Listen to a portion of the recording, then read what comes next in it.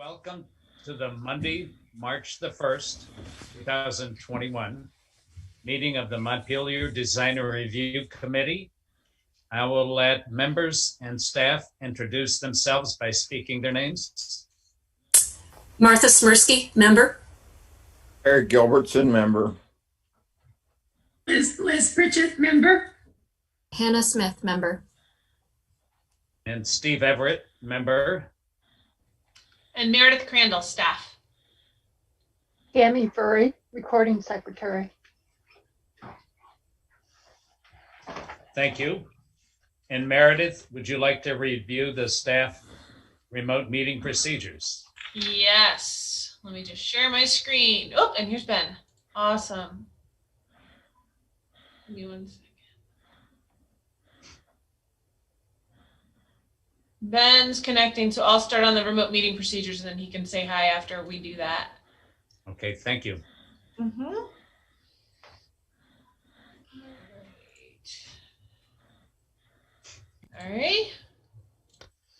All right.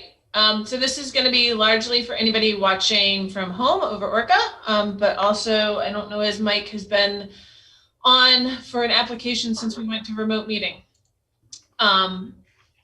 Okay, so for those of you viewing this meeting via ORCA Media, you can participate in the Design Review Committee meeting via the Zoom platform. You can access it through this link here.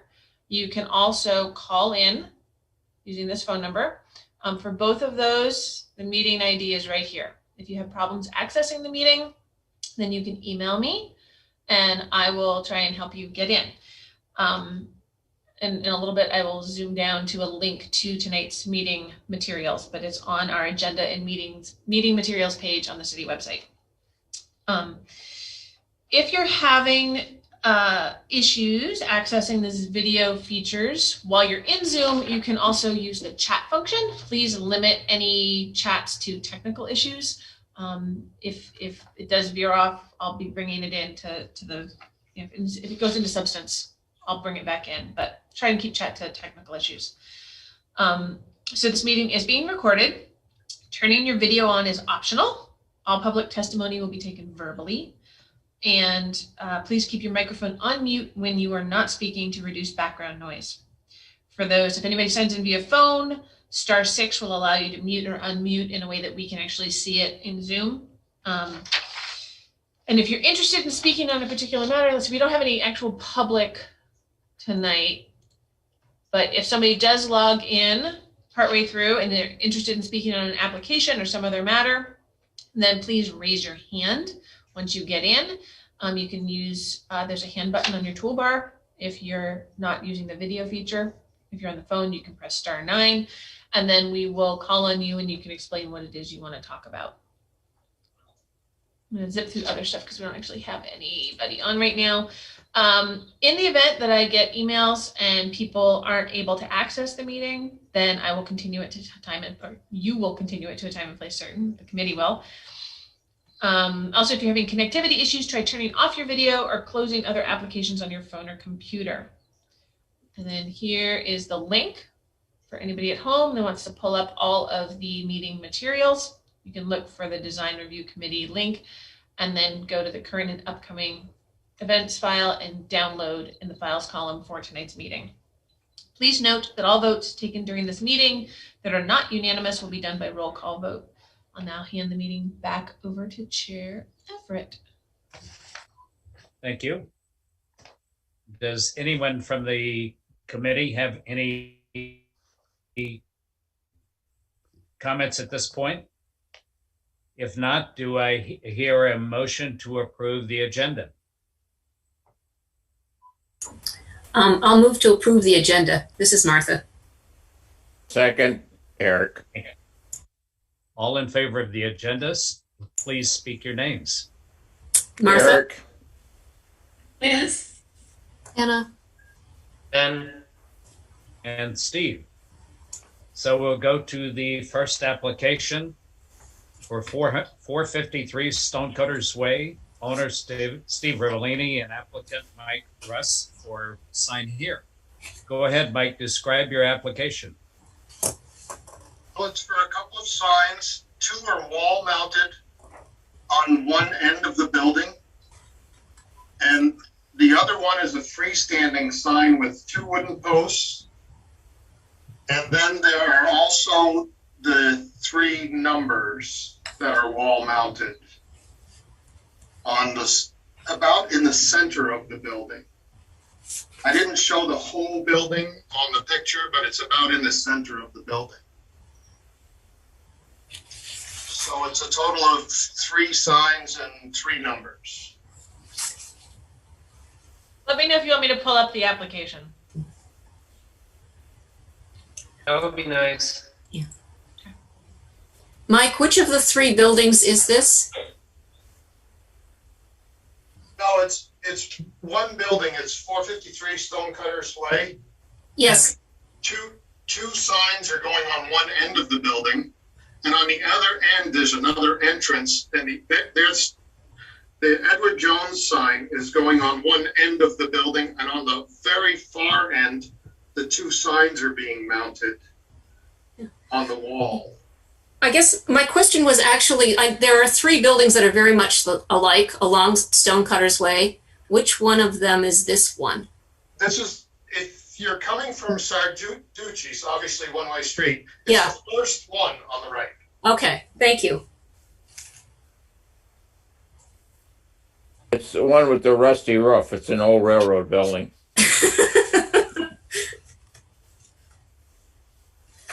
I think it's the last building left of the railroad yards in Montpelier.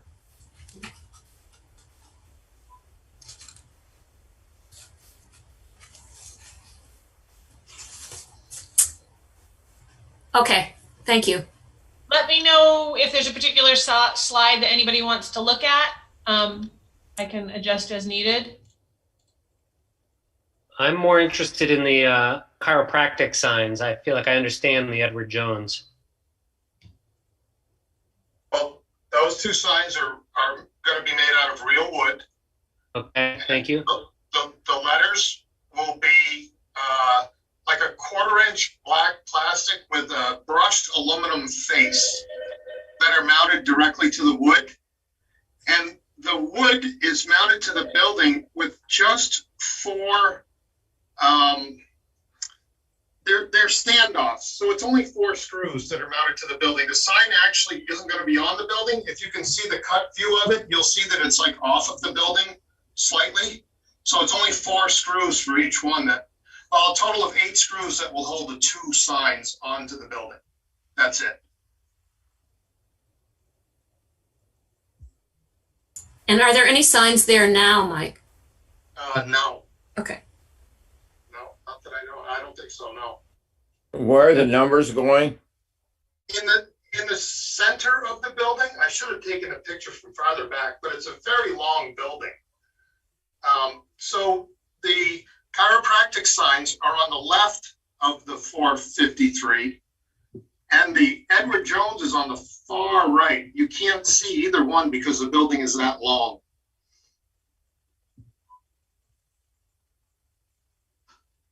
If anybody needs me to, I can probably pull up a Google Maps street view, if that would be helpful. But I don't know if that would really do much right now. Are there currently numbers on the ends of the building? We put some white vinyl numbers just on the glass so people know it's 453. That's it. No, there are no numbers on the building. There wasn't any numbers on the building. See, the reason they wanted to do that 453 because it's very similar to the next building down. They have very large numbers on their building, and I don't even know what building it is. You know, if you continue down Stonecutters Way. Yeah. I think it might be 45.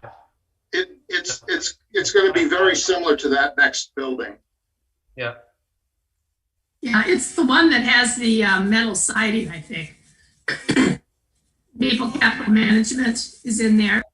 Yeah, I'm not quite sure who's in there. I didn't take a picture of it or anything, but they saw that and they kind of wanted something similar. So that's what we came up with.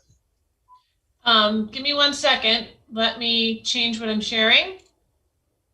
And there's what's just yeah. right on Stonecutter's Way. There you go.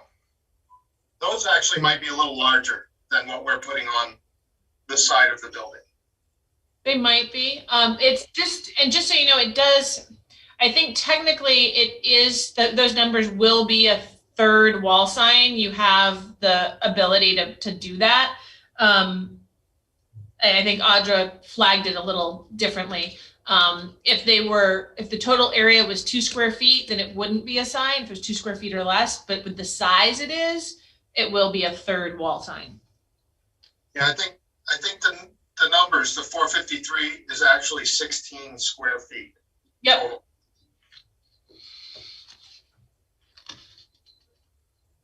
Mike, is there an entrance to this building at the center of the length? No, only on both ends. There is no entrance in the middle. There's only on that left side and right side. There's nothing in the middle. And I don't think this BFS sign is actually here anymore. No, that sign's not there. No. This is old. But yeah, there's no entrance on this side at all. I'm going to try to figure out what the 453 in the middle of the building is going to do. Nobody's going to see it. They'll be looking at the ends. I would rather see the numbers on the ends where people can see it. You mean like two sets of numbers, or? Yeah, they could be smaller if they're on the ends. I agree with Eric. Being in the middle of the building, you're not going to see it until you've passed the entrance. But if you put it on either end, it might give people a clue that obviously you can enter from either end to the 453. Oh, I could redraw that, put it up there. I think that'd be all right with them, I'm sure. And you'd only, I guess, have to put it on one end, because that's the only way you can drive up to it anyway.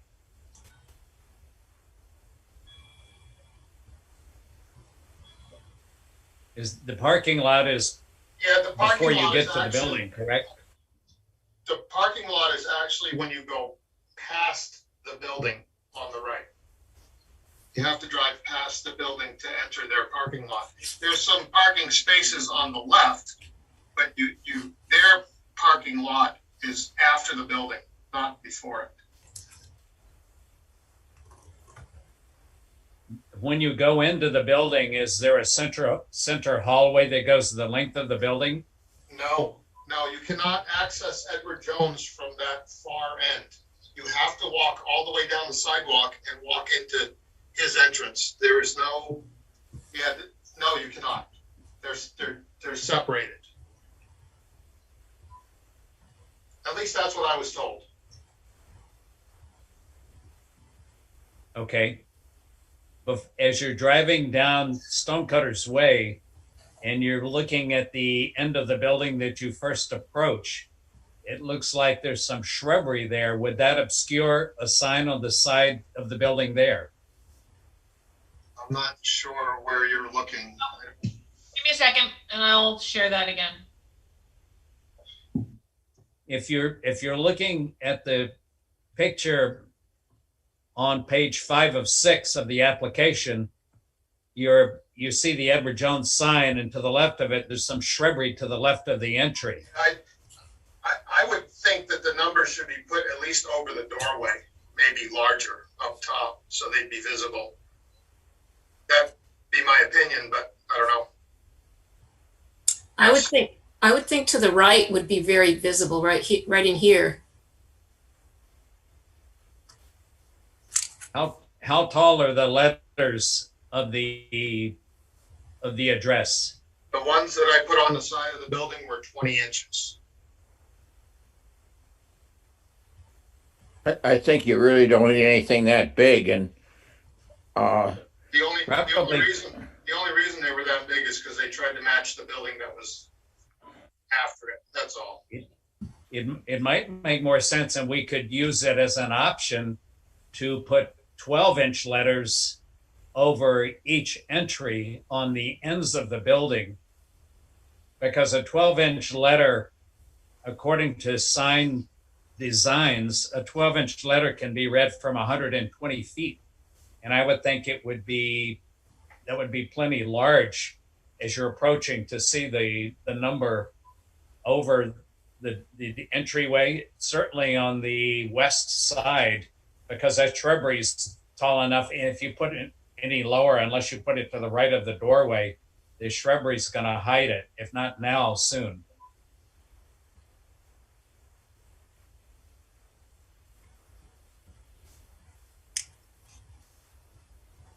One more thing, Mike. Were you anticipating that these letters would be black?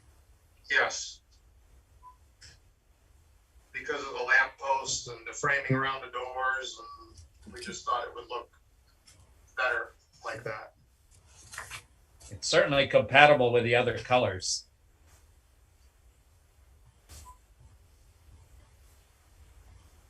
The address of the east end of the building is also the same? Yes, both are the same. You mean 453? It's for the entire building. Yes. That's actually kind of odd, given they're two unconnected entrances. But I think it's I'd be curious to know what 12-inch letters would look like on that building in proportion to the size of the building. I mean, I didn't do that because, you know. If you, just as a comparison, the letters aren't any larger than that for Sarducci's, and you can read that clearly from the entrance at the Shaw's supermarket 200 feet away.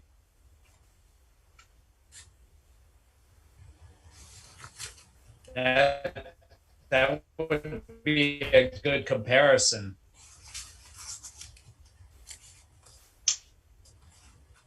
So I think a 12-inch letter, again, readable from 120 feet, black against the gray of the building, I think would be readable, pretty easily readable as you're driving down Stonecutter's Way from the west side.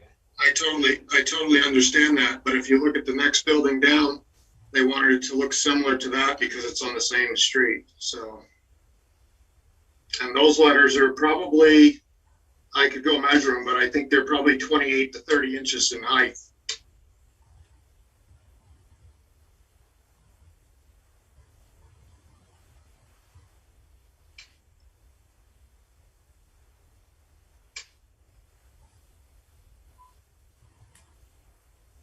So Mike, just a reminder, ultimately, we've got I think it was worked out to be, 43 square feet? I think is the max wall signage allowed on the building. So that's just our outer limit. If we're talking about numbers on both ends, that's going to restrict the size of the letters that can be allowed, or numbers. Okay.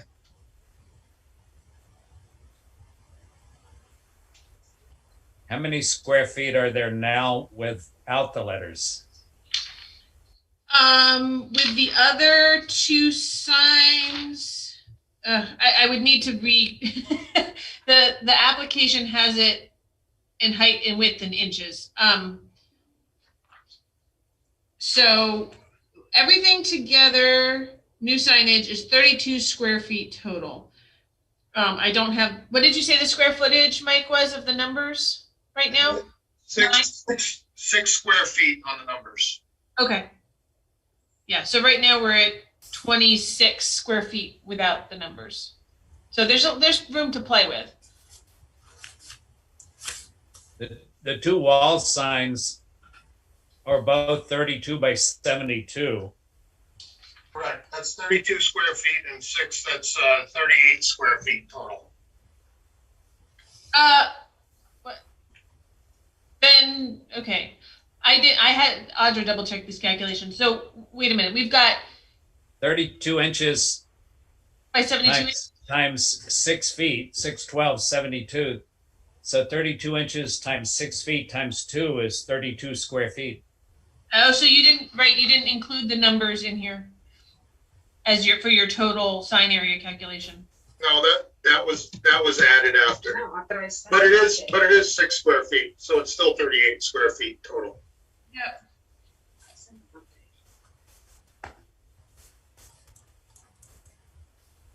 My real problem with the numbers on the side of the building, there's just no point to it. I mean, nobody's going to see them. It's not near any of the entrances, and it's a sort of clutter on the side of the building.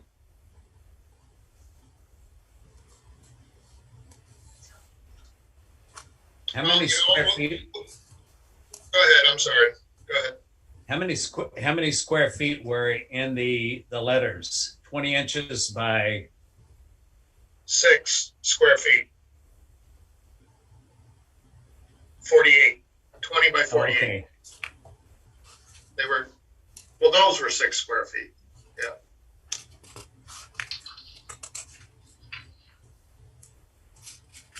If we put them on two ends of the building, we'd have to, what'd you say it was, 40 square feet? 43 is your max, so you'd have to reduce the size by a little bit.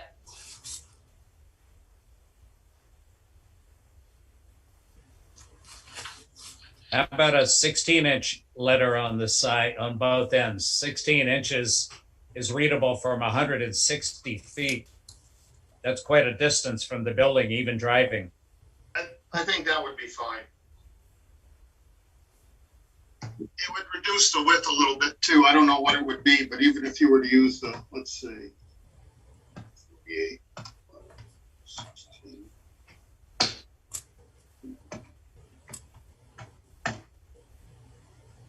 Yeah, that'd be 5.3 square feet. So two of those would be 10. What we could do is be to give you the option of using anything between 12 and 16-inch high letters. And then what you could do would be to make a mock-up and stick it up there, a paper mock-up or whatever you like, and then come back to as if you were driving down, and you can look and see which one looks most appropriate for the size and scale. Okay, that sounds fair. Yep, that's good. How does that sound, Eric? That's fine with me. I kind of like Martha's idea too of having it to the right of the door rather than above the door. Okay.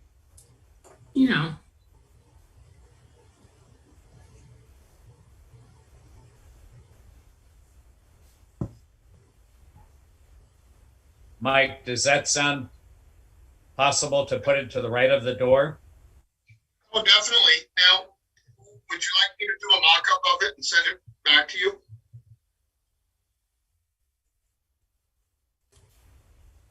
We can give you the option of trying the letter sizes and putting it to the right of the door at a height that's most readable as you're driving down. Does that sound like that might work? I think so. That should work. Good. It's good with me. I mean, that building can stand pretty good sized letters. So whatever works. Again, whatever, like Eric said, whatever works, what is the most readable as you're driving down to recognize the number of the building?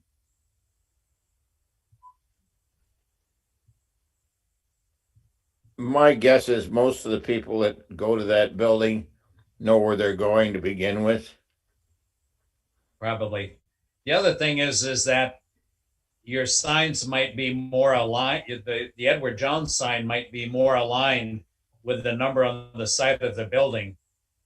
As you're driving down Stonecutters, you're going to see the Edward Jones sign, and the letter sign with the number sign will be to the right of the door, maybe slightly higher than the ground sign. Yeah. I think in any case, it's going to be confusing to people to have the same address on both ends of the building because they're entirely different uses. I can see why they do that, but I still think it's going to be hard not to be confusing, particularly with the parking for Lynch down at down at the far end. They might have to put a sign in the door inside the door that says clients of Edward Jones use the other end of the building.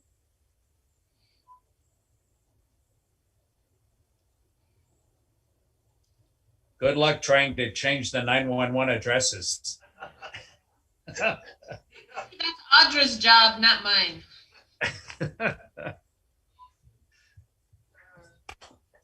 So is everybody okay with the application with the existing wall signs and then having 2 number signs between 12 and 16 inches, again, at the option of the applicant, to the right side of the entry doors on both ends? I would like to discuss the placement of the chiropractic sign a little bit more. Okay, go ahead. It just looks as if it could be more centered on that blocked out window versus it seems like it's kind of half on, half off. Would you like it closer to the window than the edge of the building? I think if like the center of the sign was the center of the blocked out window, Oh, okay. that would feel better to me. You can do that. Any indication on the gable end what the businesses are inside? It's on the glass and stuff. There's just a sticker on the glass. That's it. Small decal on the glass right now. Other than that, no, there's nothing on the ends of the buildings. So Mike, Yeah. as long as anything that goes on the end of the building, as long as it's unlit and is, the name, address, and is 2 feet square or smaller, then it's exempt from the sign permits. So they could add something small, much smaller, right? But that has these names listed on the end that's in keeping with the same kind of design and not need to get a permit for that. That's what they both did. They put little vinyl letters on the window, and I don't even think they're 16 inches. They're very small. You have to walk up to the glass to see them. You can't. That's on the doors when you enter both ends. That's what they have. Right. Well, and that's in the window. Again, that's a separate exemption. Stuff inside the window is exempt from permits as well, but you could even have something outside as long as it was small. But so there's a couple of options.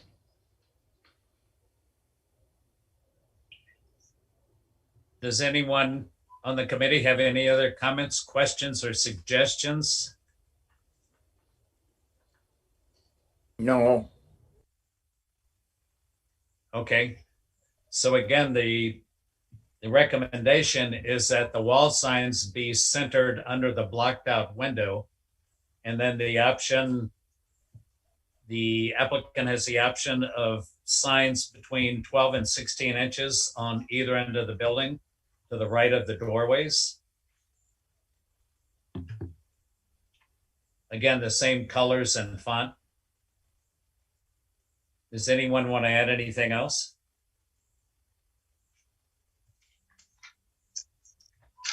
If not, I can read through the criteria. We have a couple of criteria sheets that apply to the application. One is exterior design and materials of new construction or alterations. Additions to existing buildings shall respect and be compatible with the size, scale, materials, detailing, and overall character of the primary building and its environs. Additions shall not obscure or undermine the essential form and character of the original building and should reflect the addition's period and style as appropriate, acceptable.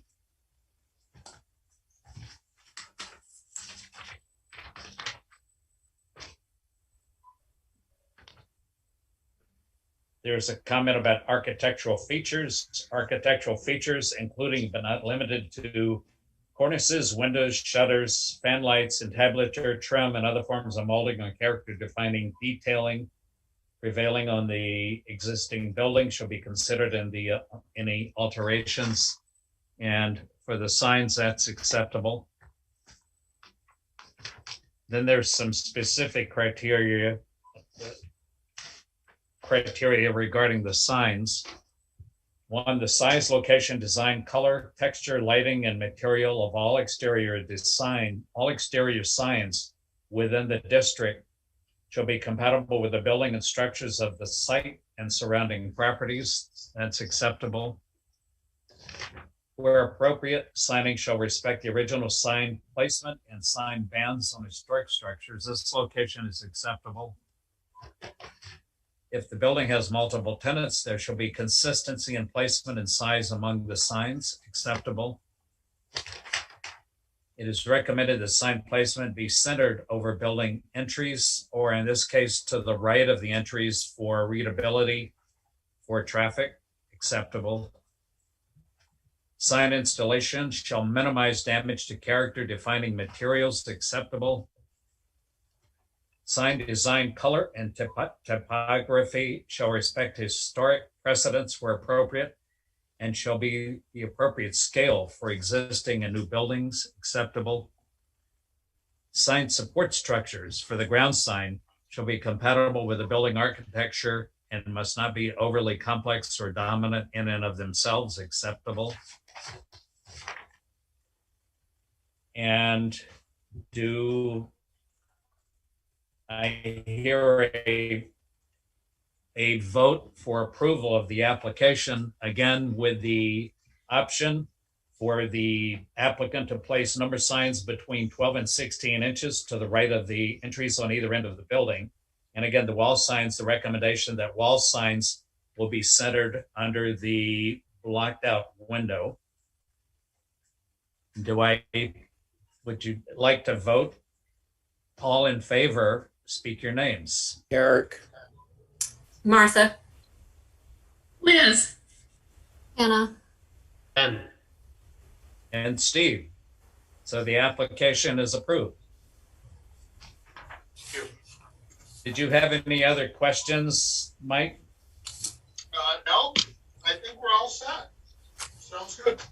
So, Mike, Steve will have filled out those recommendation forms, and he'll get those to us with his signature on them. And then I will either Audra or I will send you an email with a scan of that. Because there are both recommendations and options in there, we'll need a sign off from you that you agree with those recommendations and options before we can issue the permit. But that can all be via email. Either you can sign it and scan it back, or you can just send an email that says, yes, I agree, once you see it. Yeah, I'm just going to send this information to the customer tomorrow. Yeah. Oh, yeah. They're okay with it all. Okay. Of course. And yeah, once they decide on exactly how they want to deal with the numbers, you can also just shoot me like an email and we can add it to the file so that we know what was actually done in the total square footage. It'll just help for future record keeping in case they want to make changes later. Okay, sounds good. Awesome. Thank you very much, Mike. Good luck with your project. Thank you. Have a good night. bye-bye. Bye. Thank you. Has everyone had a chance to look at the minutes? And do I hear a motion to approve the minutes? So moved. second, I'll second. All in favor of the minutes, speak your names. Martha, Eric, Hannah, Ben, And Steve. So the minutes are approved. Does anyone else have any business or comments to make? Meredith, have we talked about the grant award we got for doing the workbooks? Not lately because we haven't had a DRC meeting. I don't think. I'm in a bit of a blur these days. So we have been awarded a grant to develop the design review guidelines, which will take the place of the cityscape workbooks. We don't have the actual contract for that yet. Once we do, we'll be sending out RFP to get project, get bids on that. And so we're hoping to start work on that pretty soon. Right now we're waiting. We've got to get the actual contract language so that we know exactly what needs to go in the terms of the RFP. But we will be looking for input from you all, because these guidelines are going to need to make sense to you as to how to implement the design review regulations, especially for big projects, things that haven't come up since we got these new design review regs. And I know that there are prospective applicants for some big projects in Montpelier, where things are bubbling away in the background where we don't actually have any applications, but I've had people, contact me to be like, hey, what can we do on such and such parcel? So we will be seeing some big stuff, I'm sure. So we want to make sure that the guidelines are in place and work for you all, since you guys will be implementing them, so I'll keep you posted. But think about what would be really helpful for you when looking at those design review regulations. Go back through them, take a look and see, well, I don't what images would work for you, especially for anyone who has, the practical experience of being an applicant too, and having buildings that they need to know how to apply things to. That would be really, really helpful. Didn't we get 21,000? Yep. And so we were able to do the whole project all at once. And that has to be matched by donated time and city staff time. So it's like a 60-40 match. And I think from looking at the historic preservation, from that view of the Historic Preservation Commission, we really want a lot of input from the design review people. It's really your book. Yep. And the other thing to keep in mind is that if you do spend time on that, please make sure to keep track of that time and shoot it to me, because your time on that might also be able to count as volunteered time that counts as part of the city match. Especially anybody who's using their professional capacity to help review and guide those and attend meetings. But just something to keep in mind and look at. We'll keep you posted. Thanks, Meredith. Yeah. Thanks for reminding me, Eric. I'm a little off my game today. Does anyone else have anything to add? If not, do I hear a motion to adjourn? So moved. Do I hear a second? I'll second that, Liz. All in favor of adjournment, speak your name. Martha? Liz? Hannah. Ben. And Steve. So the meeting is adjourned. Thank you all. Thank you. Thank you. All right.